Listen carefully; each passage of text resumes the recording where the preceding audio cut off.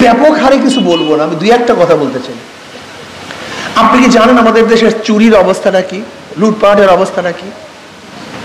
সব বাদ দেন, ধরে নেন আজকে যদি মাওলানা আবুল কালাম সাহেব এখানে নির্বাচন করেন আপনাদের এলাকায়, ওই বেচারা কয় টাকা দিয়ে ভোট ক্রয় করবে? অথচ 5ই আগস্টের আন্দোলন করলাম আমরা, সংগ্রাম করলাম আমরা, যারা বিবৃতি দিয়েছে, বক্তব্য দিয়েছে, এই আন্দোলনের সাথে আমরা শরিক না, সম্পৃক্ত না, লুটপাট করে তারা, গুন্ডামি করে তারা, চাঁদাবাজি করে তারা, ধার দখল করে তারা, হাট দখল করে তারা, চাল চুরি করে তারা, মানুষের বুকে অস্ত্র ঠেকিয়ে হত্যা করে তারা। এমনকি আপনারা দেখেছেন, আমরা পত্রিকায় দেখলাম ছাত্র দল বিএনপির লোকদেরকে আঘাত করছে, নির্যাতন করছে, হাত পা ভেঙে দিয়েছে চাঁদা না দেওয়ার কারণে। বুঝেন, আগুনে আগুন খায়। আমি এতদিন শুনতাম যে জাহান্নামের আগুন এক আগুন আর এক আগুন খেয়ে ফেলবে, এইটার বাস্তবতা আমার কাছে ছিল না। এখন আমি দেখলাম ছাত্র দলকে চাঁদা না দেওয়ার কারণে বিএনপির হাত পা ভেঙে দিয়েছে, আগুনে আগুন খায়। পত্রিকা দেখেছি। বুঝতেন অবস্থাটা কি? বিএনপির বক্তব্য এবং কাজ আওয়ামী লীগের বক্তব্য এবং কাজের সাথে হুবাহুবির কোনো পার্থক্য নাই। বিএনপি যে বক্তব্যগুলো দিচ্ছেন এবং যে কাজ করছেন, বলেন তো আওয়ামী লীগের সাথে কোনো পার্থক্য আছে? আওয়ামী লীগ একসময় ভারতের দালালি করছে, এখনো বিএনপি দালালি শুরু করছে। আওয়ামী লীগ একসময় চাঁদাবাজি করছে, বিএনপি এখন চাঁদাবাজি করতেছে। আওয়ামী লীগ একসময় জুলুম করছে, বিএনপি সে জুলুম শুরু করছে। আওয়ামী লীগের সময় শুধু শুনছি কি উন্নয়ন উন্নয়ন, এখন শুনি নির্বাচন নির্বাচন।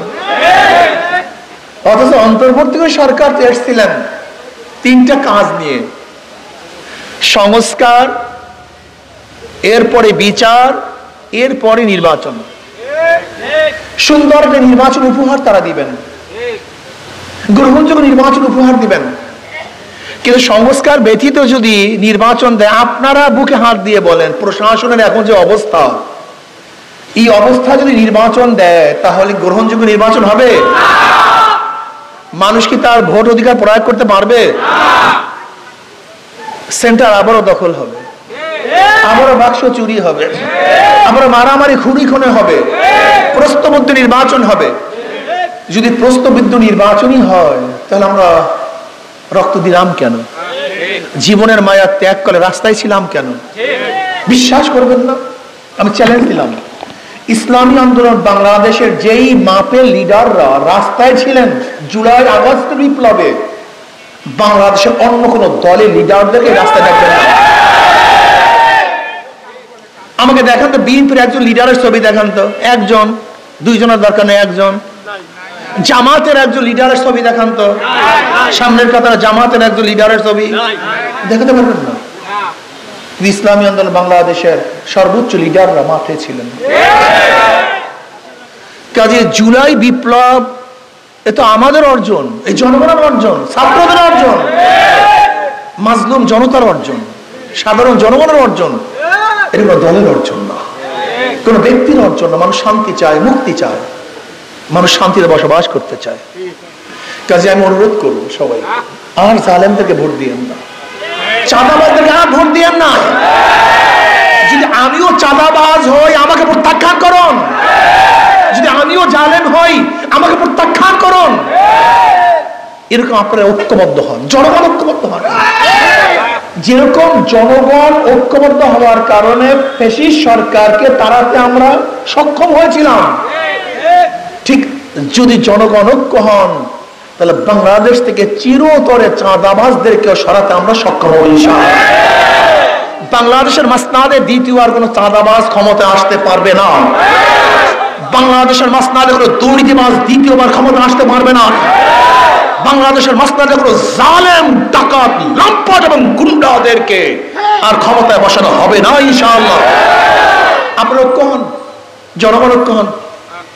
আজকের থেকে এতটুকু ঐক্য হন, যেই দলের মধ্যে, যেই ব্যক্তির মধ্যে চাঁদাবাজ আছে, জালেম আছে, খুনি আছে, ডাকাত আছে, লুচ্চা আছে, গুন্ডা আছে, ওদেরকে আমরা ভোট দেব না ইনশাআল্লাহ। যদি হাত পাখার মধ্যেও এই গুণগুলি থাকে প্রত্যাখ্যান করুন। আমি এই কথা বলবো না হাত পাখাওয়ালারাও চুরি করলে, ডাকাতি করলে, চাঁদাবাজি করলে ভোট দেন না। না, রাজনীতি করতে আসছে মানুষকে শান্তি দেওয়ার জন্য, চুরি করার জন্য নয়। মানুষের সম্পদকে ফিরিয়ে দেওয়ার জন্য, দখল করার জন্য নয়। গরিব মানুষের প্রাপ্তিকে তাদের দাঁড়ে পুষিয়ে দেওয়ার জন্য, গরিবের চাউল মারার জন্য রাজনীতিতে আসি নাই। আপনারা ঐক্যবদ্ধ হন। যেই দলের মধ্যে চাঁদাবাজ আছে ওই দলকে আমরা ভোট দেব না ইনশাআল্লাহ। যদি আপনারা ঐক্য হন তাহলে শান্তি পাবেন, মুক্তি পাবেন। আমি শেষ একটা কথা বলবো, ইসলামী আন্দোলন বাংলাদেশের কথার সাথে, কাজের সাথে, মার্কার সাথে মিল আছে। ইসলামী আন্দোলন বাংলাদেশ প্রথম থেকে যে কথা বলছে আজও সেই একই কথা বলে।